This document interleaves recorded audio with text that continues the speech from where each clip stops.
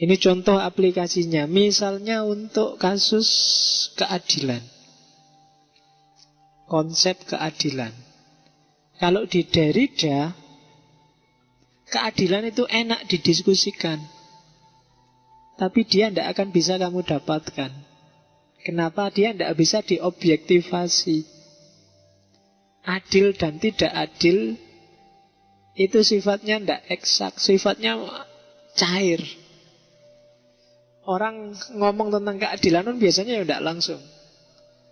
Laki-laki boleh kawin 4 asal adil. Oh, itu susah sekali. Kamu nyari parameter adil itu tidak akan bisa.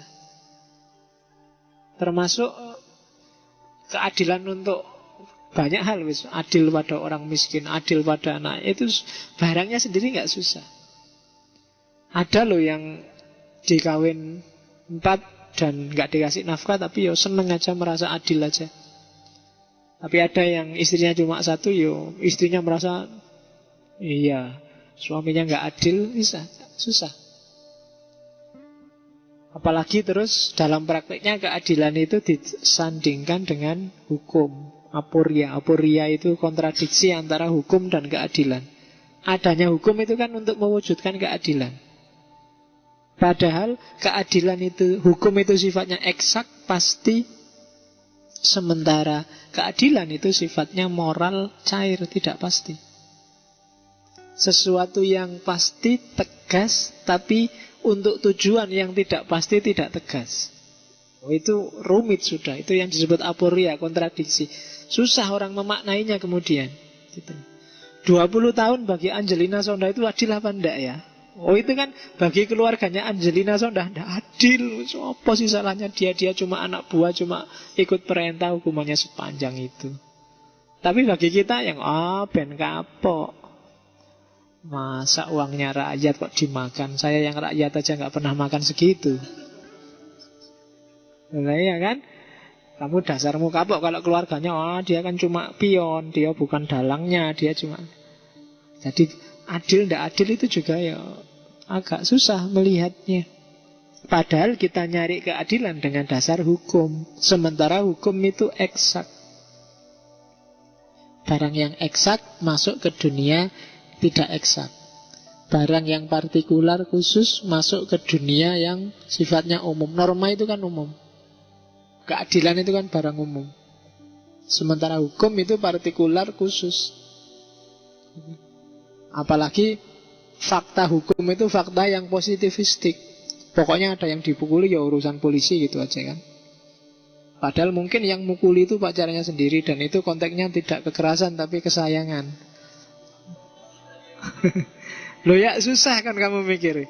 Itu Pak, saya lapor ada kekerasan Pak. Masa pacarnya dicubitin, dipukulin misalnya. Itu kan yang bersangkutan. Loh enggak, saya seneng kalau dicubitin tak suruh nyubit lagi ya Pak. Saya kan enggak. Dari polisi ini, loh itu kan kekerasan, enggak bisa Pak, itu harus. Katanya yang perempuan, loh saya memang minta dikerasi terus Pak. Kalau enggak keras saya enggak Pak. Misalnya. Oke. Iya, contohnya apa gue? Jadi itu aporia hukum dan keadilan. Jadi maka apa? Gagasan, ide kita, wawasan kita tentang keadilan harus siap didekonstruksi terus. Jangan-jangan yang kita anggap adil itu tidak adil. Jangan-jangan yang kita anggap lurus itu tidak lurus. Dekonstruksi dan terus. Dekonstruksi itu maksudnya bukan kok dibubarkan gitu, tapi kamu bongkar lagi, jangan-jangan ada makna yang kelewatan.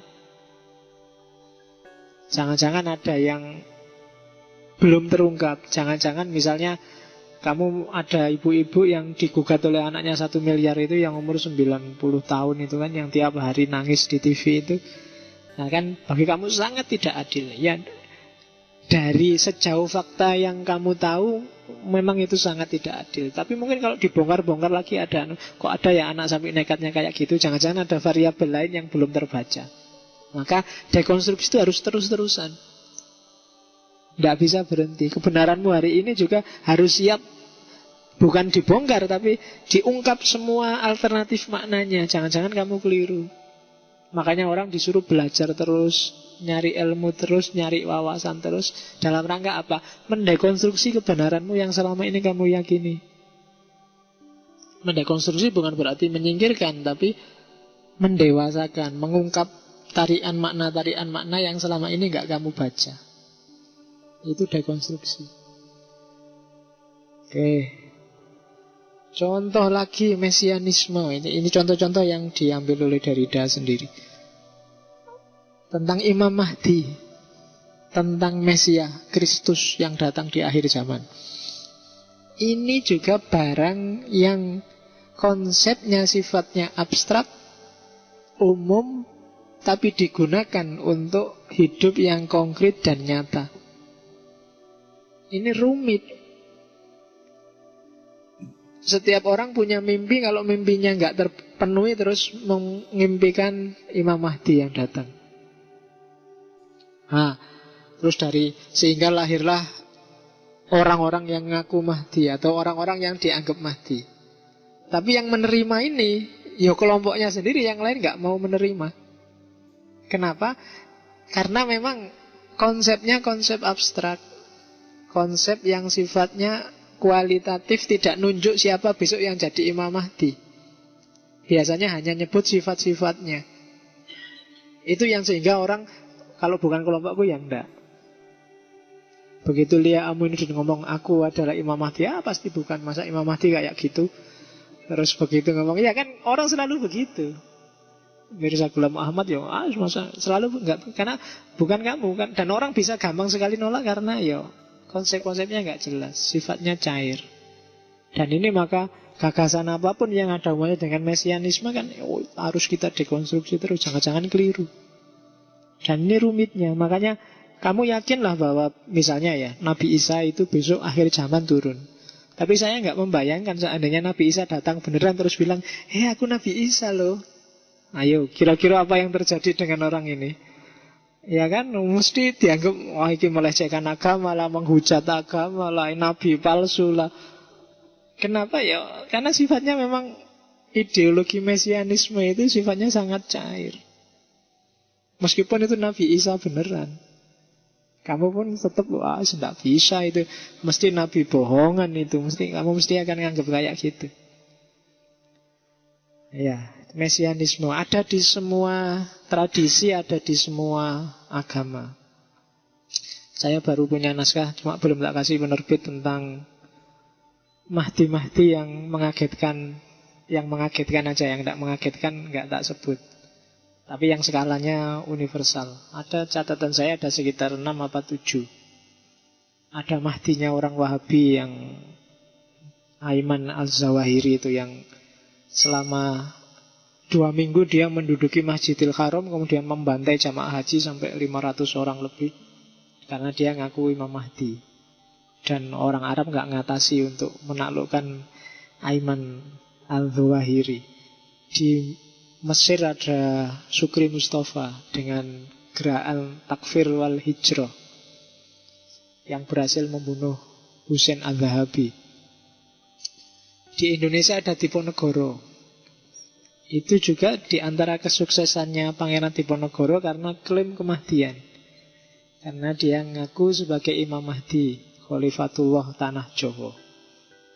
Ya kan? Dia kalau di riwayatnya yang ditulis Peter Carey itu karena dia merasa ditemui oleh Nyai Roro Kidul, kemudian ditemui oleh Imam Mahdi yang asli, dan dia diangkat jadi Imam Mahdinya Tanah Jawa. Karena lakunya Pangeran Diponegoro kan dia tirakat ke gua-gua, tirakat, dan dia menemukan itu semua. Dan ini jadi satu faktor kenapa kok banyak orang Jawa mendukung perjuangannya, karena dia dianggap Imam Mahdi itu kan, dan mengagetkan bagi dunia. Ada beberapa Imam Mahdi yang tak catat agak mengagetkan dunia. Itu makanya Diponegoro kan dahsyat, dia menguras kasnya VOC zaman itu. Kalau ada lagi yang menurut saya ada unik, ada yang 3 orang berhasil mendirikan dinasti, termasuk Ibnu Tumat, Mahdi Sudan yang bisa mengalahkan Perancis, dan beberapa yang lain. Tapi yang Indonesia yang agak kecil-kecil nggak tak sebut. Ada Mossadegh, yang ada Lia Eden, ada ndak. Itu skalanya sangat kecil. Ya Mirza Ghulam Ahmad harus masuk, Bahai harus masuk. Dari sekte Majusi terus jadi sekte Islam, terus jadi semacam agama baru, Bahaiyah. Yaitu sebenarnya yang melanjutkan ajaran-ajarannya Sabaiyah. Sabaiyah itu mewarisi, kalau di Quran disebut kerajaan Sabak, Ratu Sabak yang dikenal zaman Nabi Sulaiman. Dan Bahai ini yang punya silsilah mulai Nabi Adam, terus ke bawah Nabi Idris, Nabi Ses, Agatha, Daimon, terus Hermes yang kita kenal sebagai Nabi Idris. Terus ke bawah ada Pythagoras, Empedokles, Socrates. Socrates punya murid Socrates punya murid Plato, Plato punya Aristoteles, Aristoteles punya Iskandar Zulkarnain, Iskandar Zulkarnain menyebarkan jadi Helenisme. Dari Helenisme lahir Ibnu Rus, Ibnu Sina, dan kawan-kawan. Kemudian yang lini satunya itu nanti yang melahirkan tradisi Majusi, melahirkan tradisi termasuk yang berakhir di Suhrawardi. Itu orang-orang Bahai yang punya silsilah keilmuan semacam itu. Jadi kalau kalian anti Bahai tidak akan ngerti silsilah keilmuan. Yang punya silsilah dua lini keilmuan yang hari ini menguasai dunia. Dan orang-orang ini punya prinsip bahwa dulu hikmah keilmuan yang luar biasa ini sebenarnya pernah dibongkar semua untuk umat manusia dan dinikmati umat manusia, atau umat manusia sakarepe dhewe. Sehingga terus lahir kehancuran-kehancuran, termasuk Atlantis, termasuk zamannya Nabi Nuh, termasuk.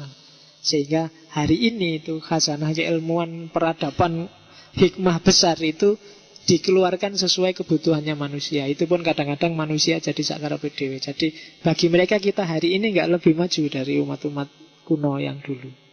Baik tentang teknologi sains maupun teknologi batin. Kalau zaman dulu teknologi sains sama teknologi batin itu jadi satu. Jadi orang untuk nyari daya listrik itu tidak butuh pembangkit yang rumit-rumit. Daya batinnya sendiri bisa melahirkan cahaya listrik. Makanya dulu dikenal, kalau para sufi dulu kan dikenal misalnya istilah alkemis. Alkemis itu orang yang kalau butuh emas nggak butuh beli emas, nyari emas, tapi batu bisa diolah jadi emas. Orangnya disebut alkemis. Dan karena lihat serakahnya manusia, kalau ilmunya semakin tinggi semakin dunia rusak, katanya mereka ini, maka mereka manusia jangan dikasih ilmu banyak-banyak, dikasih dikit-dikit aja sesuai kebutuhannya. Itu versi mereka. Itu khazanah yang lain, dan pasti nggak akan keluar di ngaji filsafat karena ranahnya berbeda. Oke. Yo, yang penting kamu rajin baca aja, nanti wawasannya semakin luas, semakin nyambung sendiri, dan pasti akan dibantu oleh Allah nanti. Jangan takut. Kalau kamu melangkah satu langkah, Allah mendekatimu 100 langkah, kan gitu. Nyari ilmu juga gitu. Sejauh apa keseriusanmu, sebesar itulah bahkan berkali lipat bantuannya Allah. Dan geraknya harus kayak tariannya Rumi itu. Jadi tangan kanan ngadep ke atas, tangan kiri ngadep ke bawah. Ngadep ke atas itu berarti nunggu hidayah Allah. Kalau sudah dapat, diolah dalam dirimu pada gilirannya untuk kemanfaatan di dunia bawah.